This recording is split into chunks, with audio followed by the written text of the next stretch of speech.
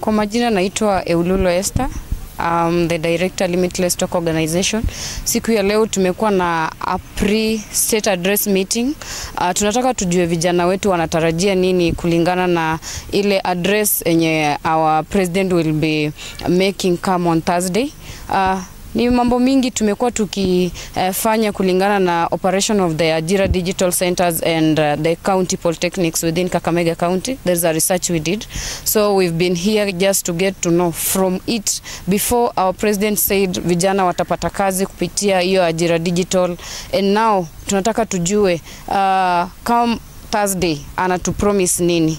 Na kabla hiyo tunataka tujue hawa vijana wanategea nini kutokana na address yake. Ingawa tunaambiwa Ajira Digital Centers ziko operational na ziko Kakamega, ziko Kakamega ni 12.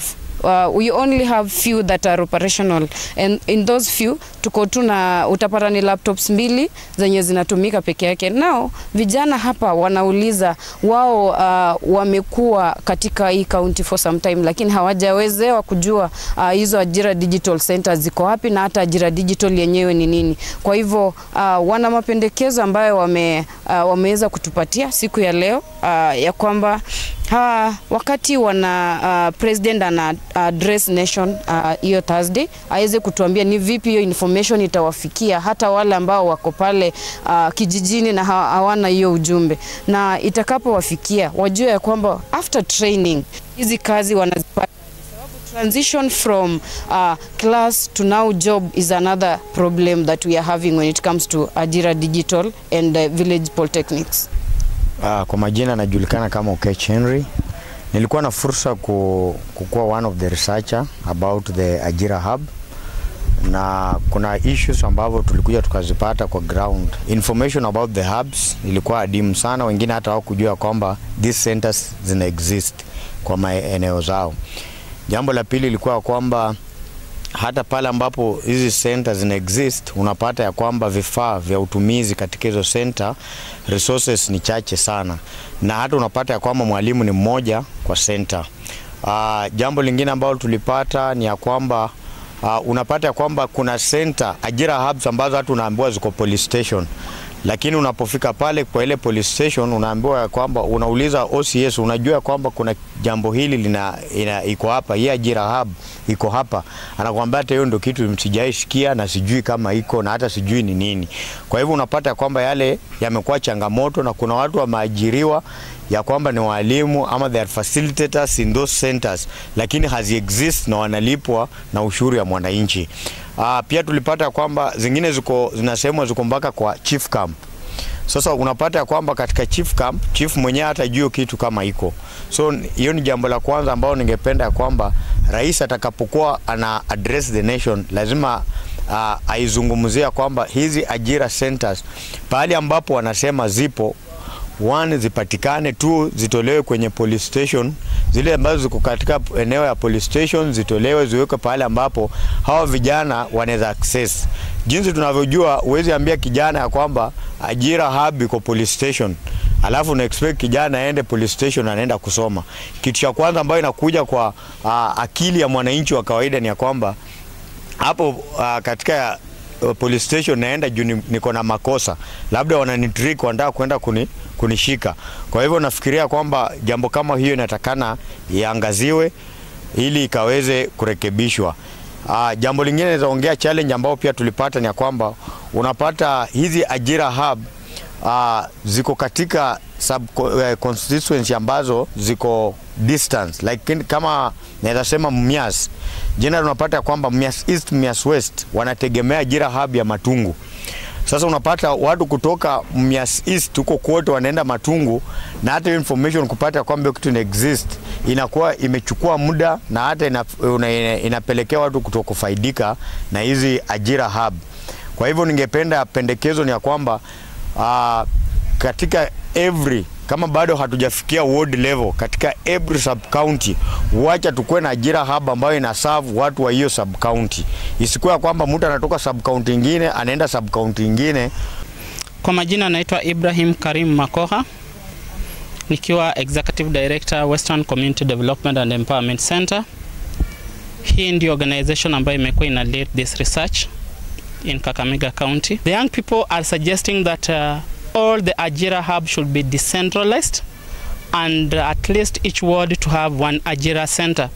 This is going to help them to access these areas without any problem, and the president should make it clear that these Ajira hubs should be linked together with other government institutions. For example, Ajira is a program that is under the Ministry of Youth. Let the Ministry of Youth, through youth officers and youth fund, be aware about it, and the trainees that are trained be part of the beneficiary of other programs that the government is implementing. 2, during the research, we also realized that young people are unable to access even the internet in these centers. Just for example, according to the website, we have 12 Ajira Digital Centers in Kakamega County that are functioning. But when we did research, only 4 Ajira Digital Center are operational and functioning in Kakamega County. And these Ajira Digital Centers, the way they are distributed even the website is really shocking, whereby you realize a constituency like Matungu, according to the website, has 3 Ajira Digital Centers. You go to Butere, it has almost 3. Ikolomani has 3. Then Nabaholo has 1.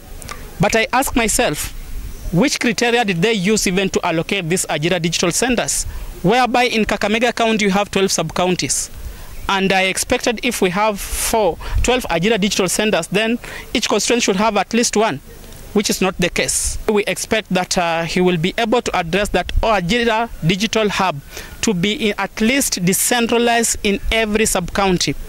And these Ajira centers should not be taken as a political goodwill, whereby you put Ajira Digital Center either in the police station or you are putting it at CDF office. I think this should stop. The Ajira Digital Center should be either be put at the youth office, or should be put at the DCC, or at the ward administrator, not at the political office, because this affects young people who did not support the current leadership. How will you access those areas if you did not really support this leadership? We are always told that youth will be employed to do this and this, but after that there's nothing until the year ends. Again, we have another address. So it is something that is recurring. And we as youth, maybe he saw what we did by voicing out what we want during the Gen Z movement. We don't want to do the same. If he'll be addressing us this time round, may he tell us the truth. Tell us that this is what is going to happen, and it will happen. Because as at now, I think most youth are informed, and they can hold him accountable using the constitution with facts. That he told us 4,000 youth will be trained or will be employed. We need to see those 4,000 youth being on job. And they also, you know, you can't be saying that youth are on streets. They're on streets because they are idle, and you promise them jobs. Can you give them jobs so that they can stay at home? We also looking at the health issues. As at now, many hospitals doesn't have medicines and stuff. There is understaffing, there's all that. We are losing people because of, you see, you know what is going around, and our doctors are even going on strike. We need to hear from our president that he is going to address this once and for all. Know that again next year we see our doctors going on strike. We also having femicide dominating now in Kenya. How is he going to make sure that our women are not even being killed? Because in the previous 3 months we've lost so many women, and now we want to know if he's talking about all the mitigation to make sure that women are not killed again. Are these mitigation going to work? If they're not going to work, we as women, we shall hold him accountable. Access of documents. During our discussion, the young people, we have realized that accessing government document by now is a hectic issue. For example, IDs. When you lose ID, the young people are saying that they are supposed to pay 1,000 shillings to renew their next ID. I ask myself, most of the young people are doing mujengo, getting 150 or 200 shillings per day. They have a family. I have lost my ID. How long will I really struggle to get 1,000 shillings to process the ID? also the duration of getting these documents. A young person applying ID today, he gets ID after 6 months. This has affected them in accessing even job opportunity that are there. And we are expecting that as the president will be making address on Thursday, one of the things he will address is the duration of the document. I expect that if you apply ID to take at a maximum of 2 weeks, then you access your ID. We are also expecting that the president will address about the fees, whereby the ID, if they must really charge, can they put there a figure that is at least affordable to the young people? Can you put there, if it is maybe you have a lost ID because of the process and other procedures, can they put there something like 300 shillings, not 1,000 shillings? This is not really logic, and young people really are complaining. And as an organization, we have decided that we shall work with the young people. We shall plea with the government to ensure that they create a conducive environment for these young people to access these services. And also we want to request that the national government to support even village polytechnic, because one of the things during the research we also dealt with was village polytechnics in Kakamega County. Our research revealed that the village polytechnics, almost 62% of the village polytechnics that offer very important course, and young people from the village polytechnic get opportunity at least to get a job. But the challenge is most of the students in the village polytechnic do not do exam, just because the county government of Kakamega pay for the tuition fee, but the students are unable to pay for the examination fee. And you realize most of the people who are coming in village polytechnic, they come from a very humble background. One of the things we want to request the government, especially national government, and the president as you address, this exam is done by national bodies. Can they at least either waive this examination or create a small figure that they can afford? Just an example is NITA exam. Young people are forced to pay 8,000 for them to sit for that NITA exam, which is very expensive and most of them do not afford.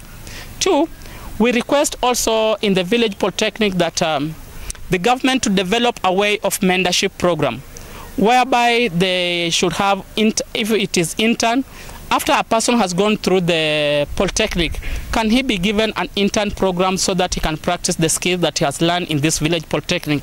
This is going to develop their skills and give them an opportunity to work in different areas. You realize one of the reasons why young people are looking for the job even outside the country, which is also risky to the country because it will lose a lot of manpower, is 1, there is no opportunity for the young people. 2, looking at our Ajira Digital HUB, even the program they offer, the program can be good, but it lacks a very important aspect of mentorship and support, whereby after I have been trained maybe to work online, you have even given me that I can go and work on these accounts. That's what the government do. Which program are you mentoring me at least a period of 3 months, 6 months to be able to understand that I can do this job before you leave? You realize that program is lacking in the Ajira Digital program, which is very essential. Then 2, opportunities that are available in this country has remained whom do you know, or a young person paying something small, a bribe for them to get the same job. I was very surprised recently when I saw online more than 100 people complaining that the job that the government has promised to give them, take them outside the country, they are being told at least also to pay something for them to be considered. This should be really, this is discouraging, and it shows that even the people who are going to get those opportunities are only people from the big fish. But young person who come from the village, a person who is coming from a Butobe village, kule chini in Lushea, cannot access those opportunities. This raises a lot of serious questions on integrity on Chapter 6 of the Kenyan Constitution. Are we really using it, or it was just written there for the purpose of making the Constitution to be complete? We have the best law in this country, but implementation of the same law has become a problem.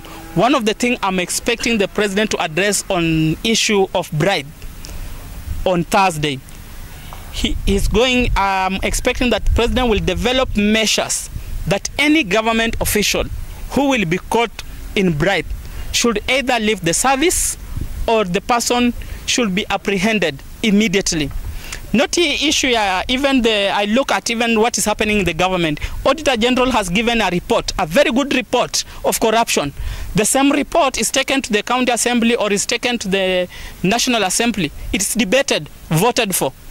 If this is a report that has come from a professional, why do you vote for? The only thing what the government, the county assembly or the national assembly are supposed to do is just to read about it, and also they can just call maybe the person who is implicated just to explain, not to call him, not to put it into a vote. When it's voting, it becomes political. It depends how many MC or MPs do you have in the parliament. Automatically it will pass even if it's wrong report.